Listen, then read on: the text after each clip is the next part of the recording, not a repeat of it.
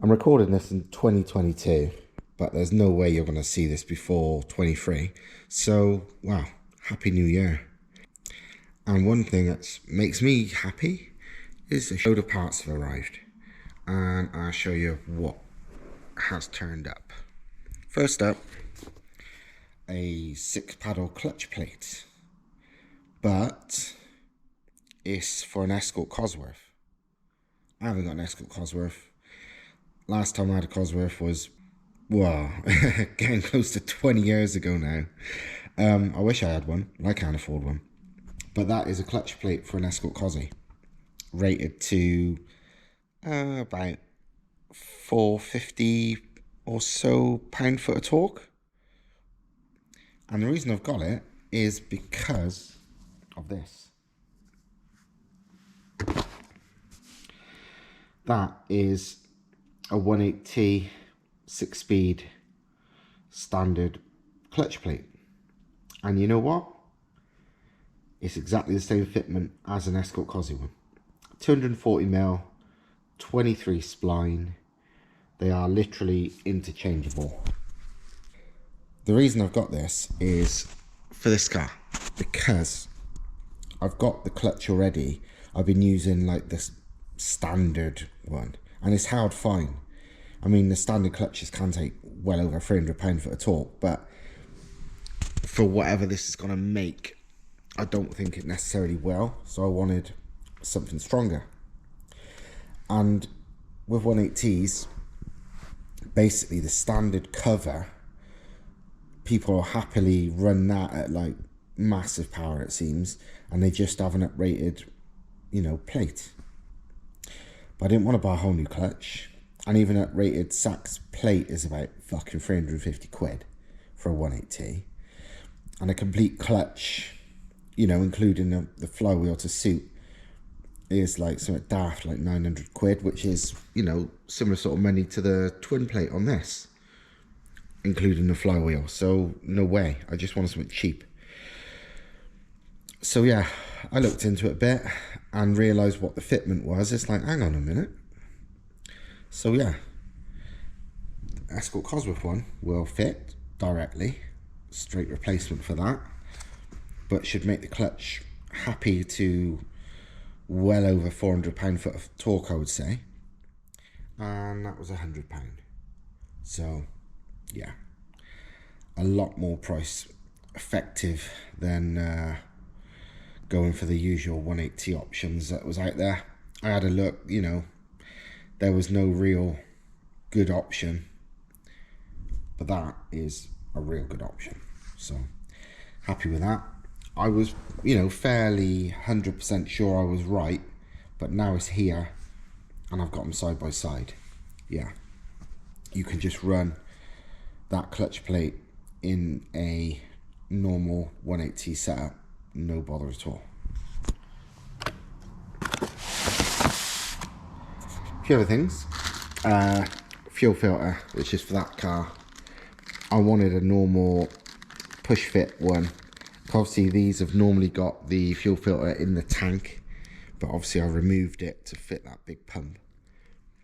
So I had to run an inline filter, and I wanted one with just normal 5/16 push fit but flowed well. So a common one I've always ran that I know flows great is the Z32 300ZX twin turbo filter, and that's what this is. So that should do the job nicely. This is exactly the same quick shift setup as I got on this one, but for this one, these are ideal because it means I've got a gear knob that says 6-speed rather than 5, and it's a real nice quick shift, and it's got the solid mounts as well. And yeah, that lot's cheap as chips. It's like not even 50 quid. I think I paid 25 quid for the first time I bought it. This one's a little bit more, but still, for what you get, it's a great deal. Next up, the steel sump. So rather than the well-known weak aluminium one, this is, I think these are meant to be OEM for like Volkswagen Beetle fitment. I don't know why. I'm guessing the engine sits lower in a Beetle or something like that. God knows. But they are this Sump rather than the normal one. I mean, still got the turbo oil return. It's just you're not going to smash off the bottom of it because it's a steel one. And these are like, this cost me like 50 quid delivered. So it's a fucking no-brainer. And it should fit exactly the same. So, job done. Last and certainly most expensive. I don't like spending a lot of money on parts, but certain times there's no option. And on this car, the ball joint on this rear tow arm is worn. Probably hear it knocking. And while you can still buy brand new ones from Toyota, they're like 140 quid each. And you could buy second-hand ones, but they're all going to be like 20 odd years old, so they're all going to be knackered before too long. And when they're 140 quid each, so realistically you'd want to buy a pack, and if one's knackered, the other ones can't be far away. So 280. The hard race fancy ones, you know, adjustable. I haven't even put this out of the packet yet. Ball joint, fancy ball joint, adjustable, pillow ball, whatever you want to call it. These are £10 more. It's just like, hang on. This was £2.90. So I'm going to run these. I don't need the adjustability of these because the rear tow arms are adjustable anyway, and I just basically want zero tow really. But the fact that these are solid, you know, there's going to be very little flex and deflection, which in turn will minimize wheel hop, which is basically what I want to get rid of as much as I possibly can. So yeah, worth it, I reckon. Purely, well, like I said, why save £10 and just use standard ones? It's not worth it. This is definitely worth £10 more. Hopefully you remember in a recent video I bought the Garrett air-to-air intercooler, which is a ex-RAF military surplus off an aeroplane. And I was planning to, well, I am going to use it on the other MR2. Well, earlier on, I was upstairs. I've been tidying up today a lot. And I was taking stuff upstairs, which is sort of my storage area. And I found something that I forgot I even owned. And it's this. This is another Garrett core, but it's a water-to-air intercooler, a twin-pass one. So in there, goes around there and out there. So yeah, I reckon I'm going to run both. That's the water lines with these fancy dry brake fittings. I'm not going to use them because they're probably worth more than my whole car. Both of these will need the end tanks modified. Like this will need these two smaller ones, which will be for the water to flow through. I'll modify them. Well, maybe get Thomas to do them because he's way better at TIG welding than me. I'll cut them off and then he can weld, you know, just have small fittings on them. These are the boost ones, so that's fine. And these water ones, they're already screw fittings, so I can just add something else to that. And it's the same with this one. I certainly get that made to a single larger one. This one I might leave as it is because it's not actually that small. But yeah, as soon as I've got them both, and it was always a question of, is this one going to be good enough? Or if not, I would just run water injection, because I've got water injection stuff lying around somewhere. But I think actually I prefer to run these both because they're pretty compact. And I'm going to have plenty of room in that engine bay, I think. So I reckon I'm going to run a dual setup, which is, to be fair, like, well, like 80's F1 turbo engines. Some of them run a dual intercooler, charge cooler setup. I've ran dual intercooler, charge cooler setups before. I ran it on a Renault 5 Turbo back in the day. Worked brilliant, to be fair. Like, really, really good. So I reckon I'm going to do it because they're both quite small. So yeah, I reckon that's my plan, you know. Well, it's been a few hours because, well, I was delayed by an hour. I had to go and rescue Thomas, whose boost pipe fell off on the motorway, and I had to go and bring him a Jubilee clip to pull it back on. And but yeah, been here for a little bit. I'm doing stuff. Fuel filter on, literally 5-minute job, piece of piss. The rear tow arms are on. Went on easy because, well, I've had all the suspension apart, so everything, you know, and like the adjusters there are brand new and that kind of shit, so it all come off easy. There's the old ones. I think I keep them both for now, but one ball joint, you know, it's got some play. The other is fine at the moment, but I keep it as backup for this one and so on, you know. If I throw them away, I need them. So I keep them, they don't take up much space. I've drained the oil because obviously I've got to change the sump. The oil's in there because literally that oil had done 0 miles. The car had started and ran for about 5 minutes on that oil and that's it. So it's like, fuck it. So I drained it into there. And if anyone's been watching my videos, you'd have seen for God knows how long, well, ever since this new engine, my very slight turbo oil return leaking problems, and the fact I could never find out what it was. Basically, I couldn't work it out. I thought it was coming from the flange. I thought it might be coming through the bolts. Turns out the other side of the bolts is, you know, is solid. It doesn't go into the sump, so it's never coming out the bolts. Yeah, I fucking tried everything, and the thing is, I was always convinced it wasn't coming out of any welds or anything because I was filling up the sink full of water, putting my finger in one end to block it and blowing through it, and it was airtight. So it was like, what the fuck? It's got to be coming from somewhere. Like maybe the flange is warped.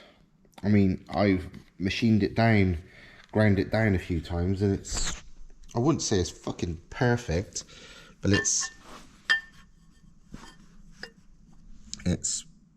near as damn it enough that a gasket will sort it, especially when it's under no pressure. But I just found out where it's leaking from, and it was from the fucking welds. It was from like 3 separate ones all next to each other. There, and there. You can't see a hole, but you can see where there could be more weld if I wanted to. The reason it never leaked before is because that's right on the edge. And obviously I had my finger stuck in it to seal it up to, you know, not let any bubbles out, presuming it was going to be on one of the other welds. And my finger was obviously blocking the fucking leak. The only way I realised is because I looked inside and saw pink paint. It's like, how the fucking hell did pink paint get inside? And the only way, realistically, is if it was actually a hole. And yeah, clearly, there's a fucking hole. And all this time, I mean, I've done that pull it in water and checking for leaks test 3-4 times when I've had it off to try and repair it. And it's never done any bubbles. And that's because my finger was always fucking blocking it. Dickhead. You know, I had my finger stuck in there to plug it. But my finger was obviously plugging it further down than I, you know, thought. And further past that. So basically, that is the leak the whole time. And I realised this time, by blocking the other end with my finger, and I put my thumb over it, and just blew into that end. And I could hear it hissing. And then I looked, and there was a little bit of oil coming out of it. You know, it was a bit wet on the outside. I know it's only like 1 drip of oil every fucking hour, if that. But it was annoying, and I'd rather have none. So, yeah, at least I know what to repair now. Fuck's sake. Well, that's quite annoying. I should have known, but I didn't look into it. I just bought it. For some weird reason, the oil return flange on the steel Sump Beetle ones is at a totally different angle, about 45 degrees from the old one, the normal 180 ones. So while the oil return pipe fits, it fucks off to the left, and that's really annoying because I just repaired and then fucking painted my oil return. And now, well, I could pay for a fucking adapter, but I ain't paying 25 quid when I can just cut and weld it again. As annoying as it is, it ain't worth 25 quid. So, yeah, bit annoying.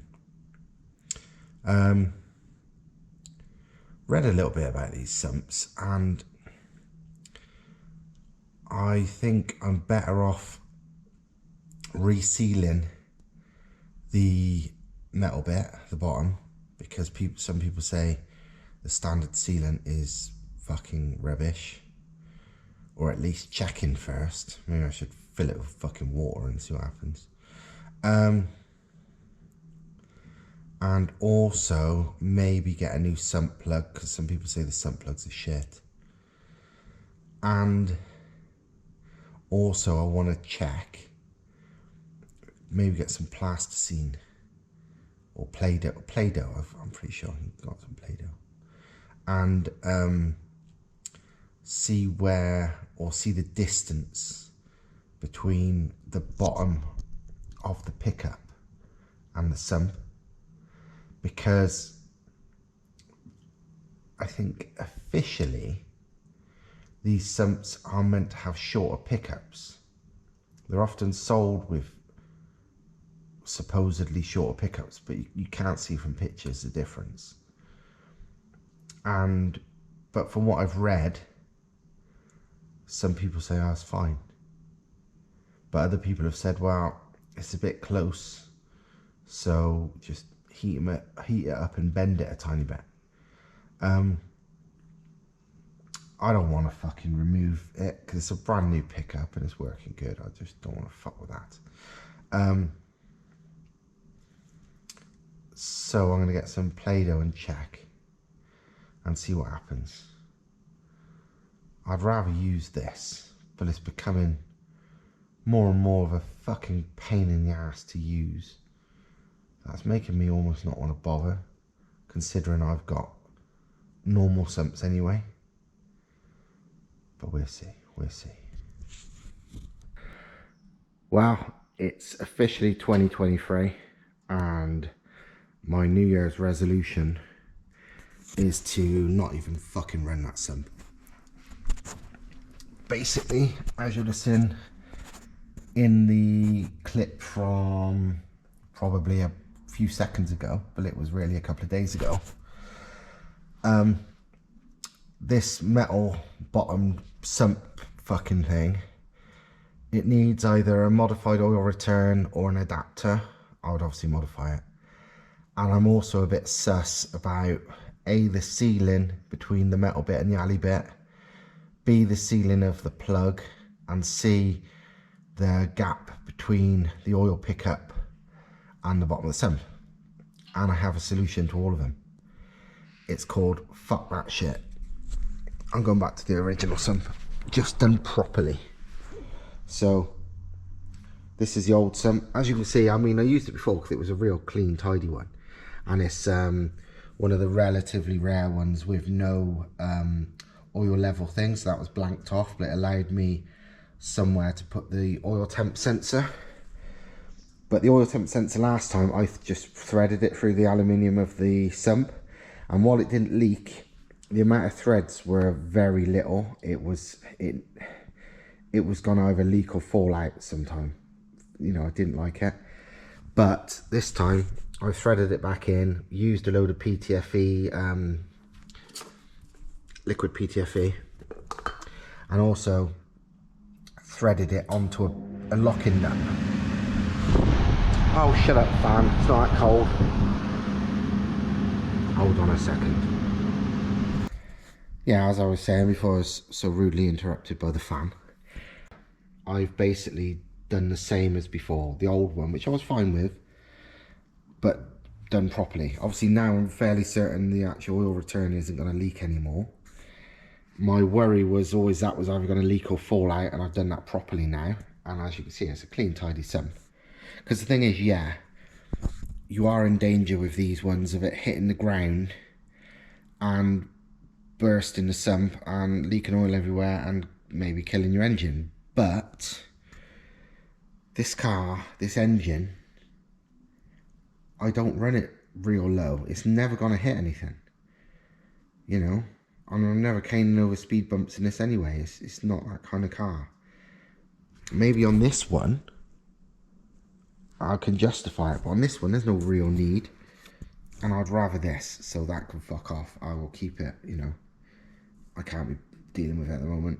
I am literally going to run this one. It's going to be better for me, and this has got a bit more capacity anyway, which when I don't run an oil cooler or anything, that's also very handy. So yeah, I'm going to whip this one back off, because I literally it's only held on with like 1 or 2 bolts at the moment, loosely, just to, you know, stop any fucking squirrels getting in the inside of it or whatever while I'm not working on it. And then I will bolt this one properly, and it's done. Old sump back on with fixed and now painted purple. That's the same purple it used to be, my RX-7 purple. Yeah, purple oil drain now. Yeah, it should seal now, should be fine. Hopefully everything's good. I'm pretty sure the tiny water leak that was doing like 1 drip per fucking day from one of the pipes up there, looks like it's from one of the connections where the hose goes on. Nothing important, thankfully, and I've nipped it up and it should be alright. It almost looks like it'd be better with a new Jubilee, but I can't be bothered. If I take it off, it'll make a mess, so it's like, nah, fuck it. I've just nipped it up a bit more. So yeah, that's that bit done. Main thing I need to do is, well, we've got a big job ahead of fitting the Quattro box and making some kind of solid rear mount thing. But I think Thomas is in tomorrow, so that's where he's going to come in handy, because fucking, I have no idea. I've been taking gearboxes apart. This is my old one, the current one. It was in the MR2. This is a 4-wheel drive box we had. That's the bell housing from the 2-wheel drive one, the one that was in my MR2. This is a 4-wheel drive bell housing. You can see the difference there. And the main thing that does is gives me mounting holes for, well, normally it's for the transfer case, but it's, you know, can use that to make a brace to hold this to the subframe, because there's 4 bolts there. It's a direct swap onto my gearbox. This bell housing is all exactly the same on the inside. The difference is this bit as well.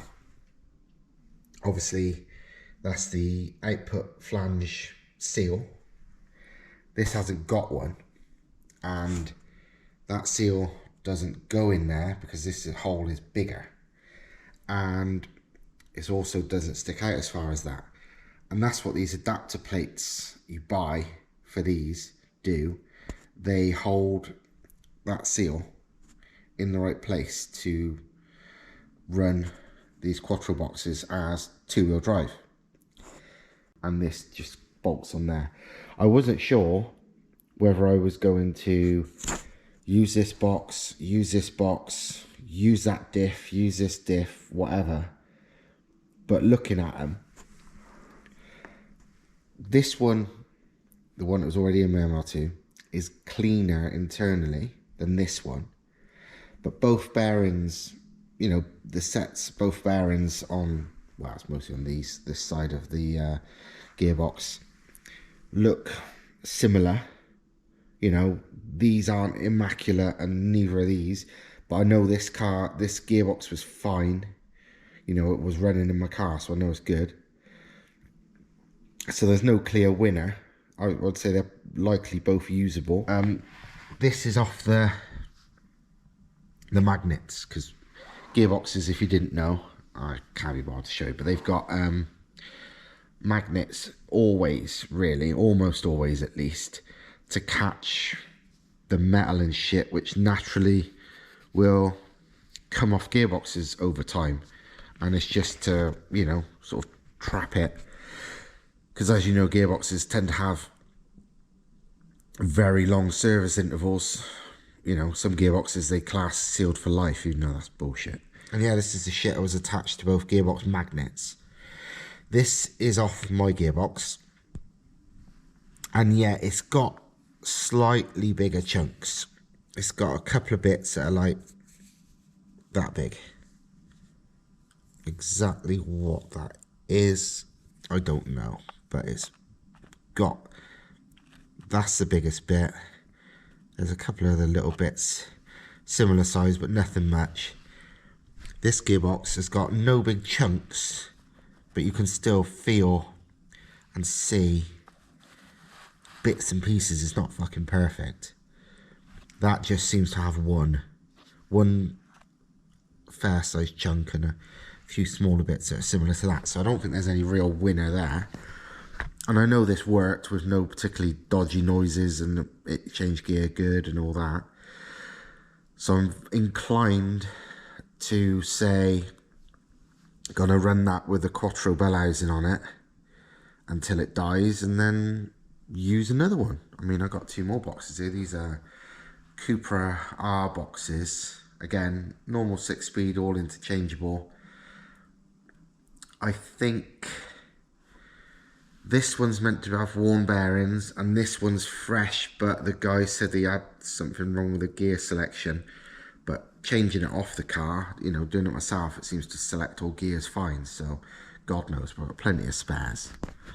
But that's my reckoning, is this one with this case.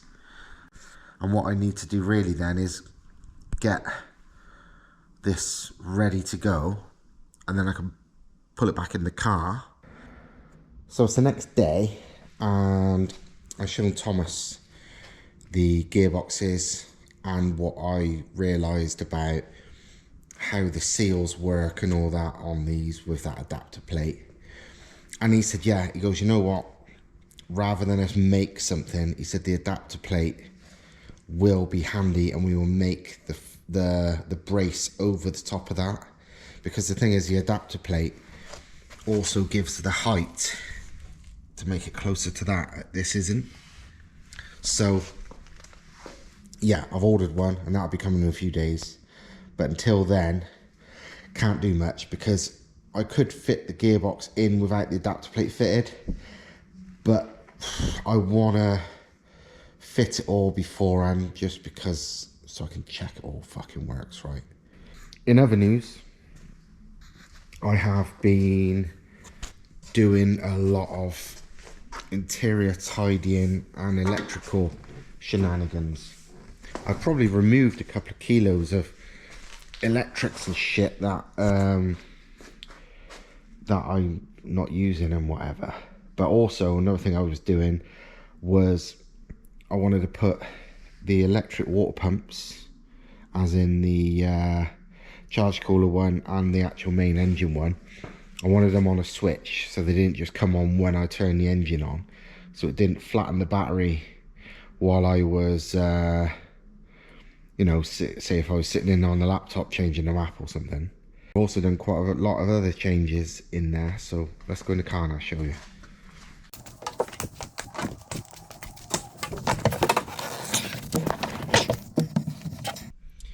So we're on the lovely interior, very dusty. The main thing is, it's just a bit tidier. It's got the passenger seat, and where there was that multi-gauge, there is no longer. And where there was a gauge there, it's now down there. And where there was a lambda, you know, air fuel ratio gauge there, that's not there anymore. basically, I don't need the AFR gauge because, wow, I can see all that on the ECU. Again, I can see everything on the ECU with this new ECU, so I don't need the multi-gauge thing. So I made a fake carbon kicking about switch panel. Very basic and simple, but I don't care about how this thing looks. I mean, look, it's just a stripped out car. This is about what I needed. So yeah, this switches, let me show you. So obviously put the master switch on.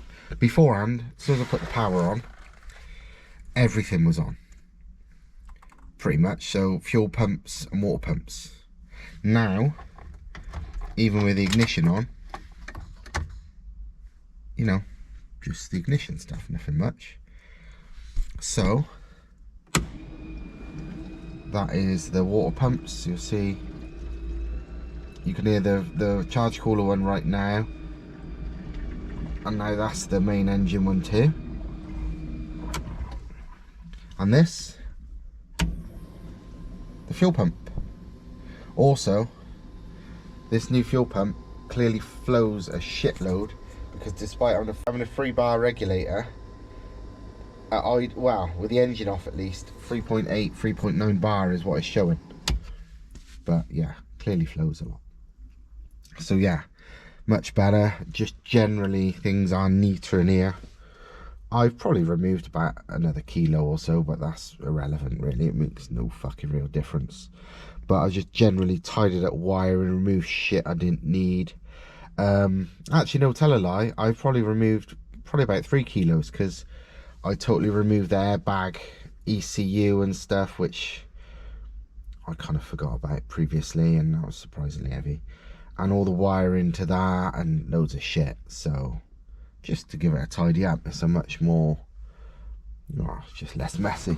I've put, the ECU is now there. It was behind the seat, but now I've mounted it there, which is rigid, but it's also sitting on some foam, so it's good and it's tidy, and it gives me a lot more room in my wiring jumble down there.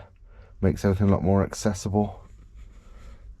And obviously you've got the battery and fuel pump and all that shenanigans there. So, and obviously an air filter.